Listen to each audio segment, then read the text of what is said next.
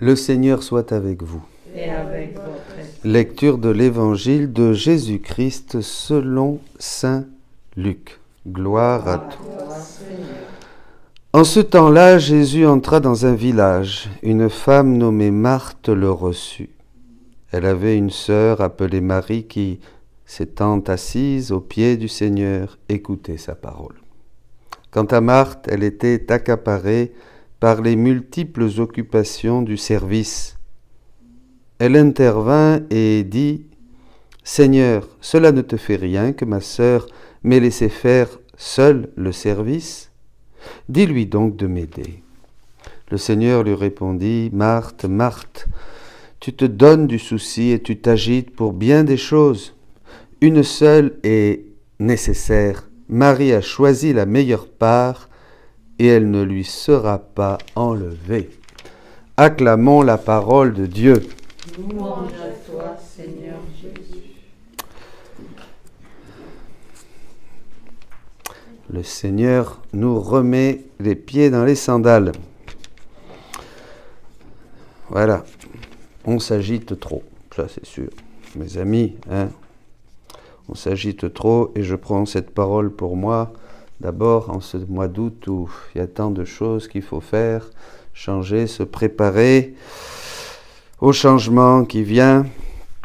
Et donc, oui, peut-être que quand on s'agite comme ça, on s'occupe de plein de choses et on oublie un peu d'être au pied de Jésus, d'écouter sa parole. Et d'ailleurs, vous le voyez, il y a moins de fidélité dans les enseignements de tous les jours parce que voilà, il y a beaucoup de choses à faire. Et pourtant, c'est bien l'essentiel. Et ce matin, en écoutant la prière des laudes, à la fin, je me suis mis à réfléchir sur ce que me disait cette prière.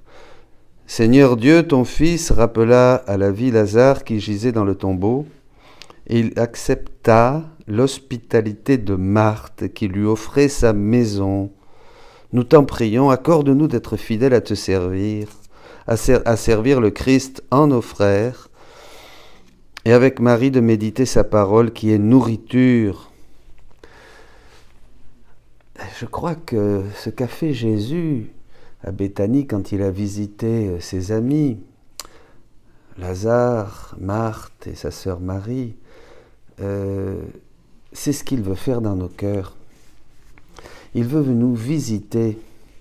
Il nous visite avec cette divine volonté. Nous allons voir un beau texte qui vient, qui frappe à notre porte. Il veut prendre du repos en nous et que nous en prenions en lui. Jésus dit à Louisa qu'il ne peut se reposer en nous si nous ne reposons pas en lui.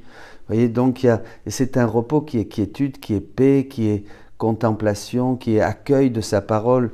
Il nous parle, cette parole séduit nos cœurs, elle nous élève des réalités terrestres qui nous agitent, elle nous fait sortir pour nous établir dans un doux repos où on peut s'arrêter, puis regarder une croix, contempler le Saint-Sacrement, contempler un tabernacle, avoir un regard paisible sur un beau paysage, sur la mer, vous qui êtes en vacances, voilà, ou tout simplement chez soi, assis, on prend du temps, silence, on écoute, et le cœur se nourrit de ce que ce silence contient.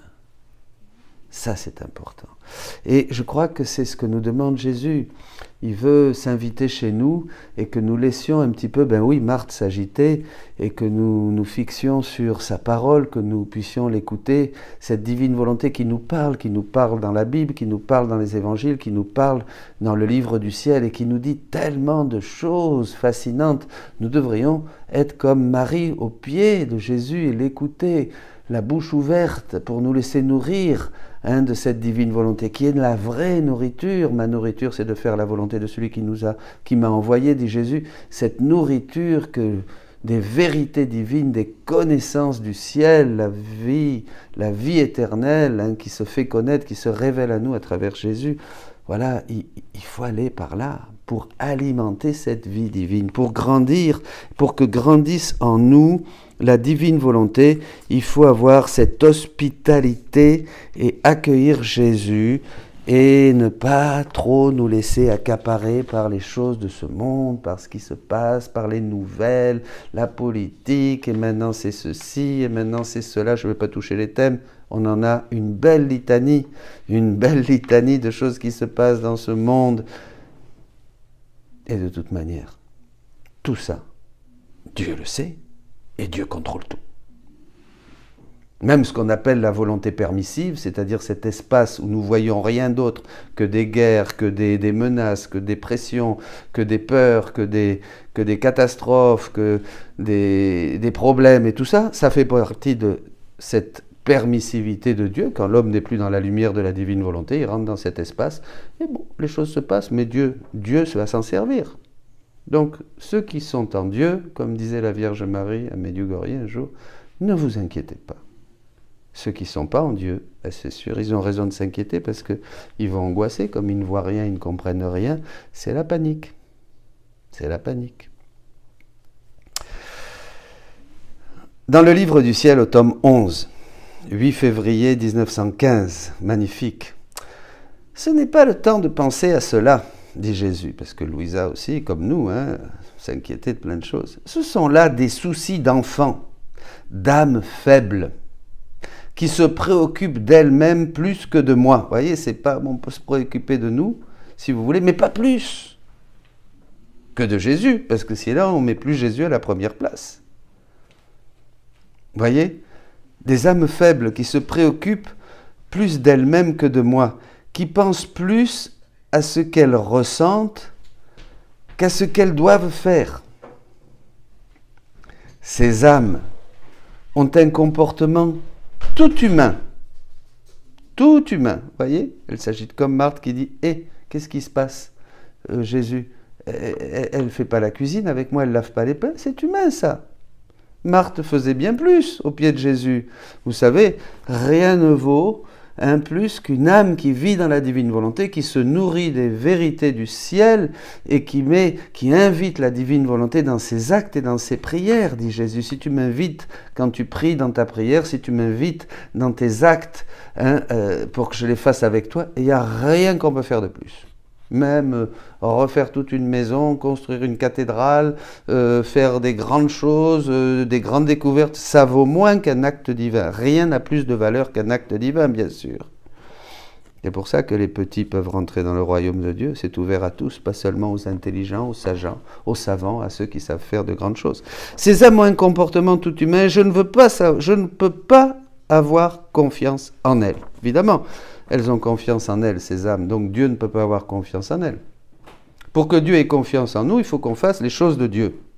Alors là, il est content, mais c'est comme dans une famille. Si le fils aîné fait les choses du voisin et s'intéresse à la fille du voisin, s'intéresse à s'amuser avec le voisin, ben le père qui est dans la maison ne peut pas compter sur son fils, donc il ne peut pas lui faire confiance. Si on s'occupe d'autre chose que de Dieu, et que Dieu voit que notre priorité, ce sont les choses d'à côté, il ne peut pas nous faire confiance, donc il nous prive de sa grâce. Qu'est-ce que c'est? Il nous prive un peu de lumière. Il nous donne moins de lumière. Donc, on galère davantage. Vous comprenez? Plus on a de lumière, plus on voit clair, et plus la charrette avance, moins on a de lumière, moins on voit clair, et plus on tourne en rond. Le monde d'aujourd'hui tourne en rond. Pourquoi? Parce qu'il ne voit rien.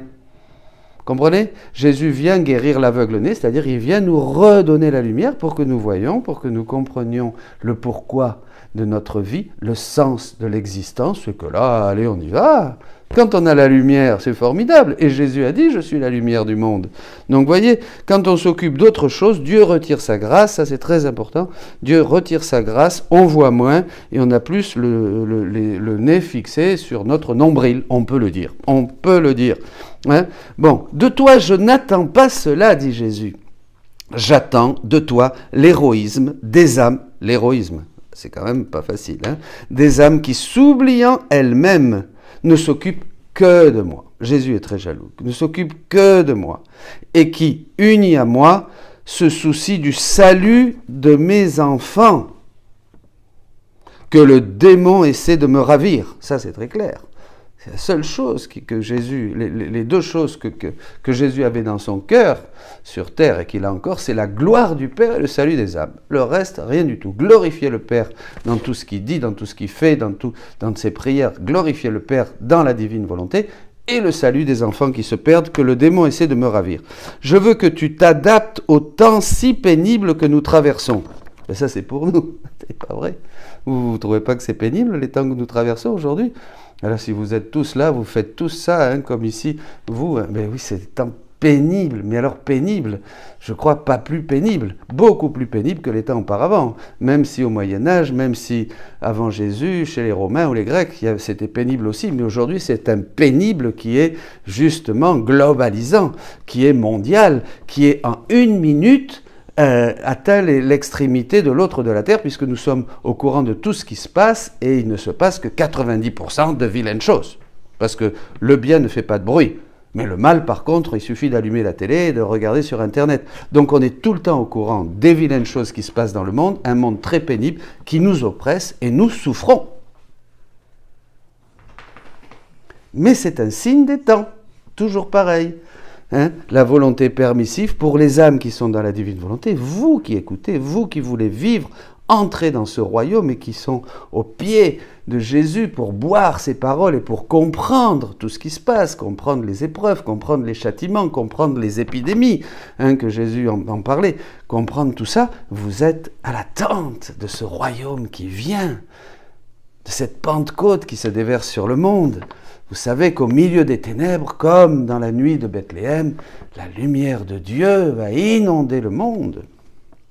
Il faut s'adapter. Donc, vous voyez, on s'adapte au temps. Et on ne peut s'adapter à ces temps si pénibles que de manière divine. C'est pas en cherchant des moyens humains. S'il y a encore un autre produit, encore un autre machin, encore une autre solution économique, sanitaire, ou on va faire ceci. C'est rien tout ça. Il faut être en Dieu.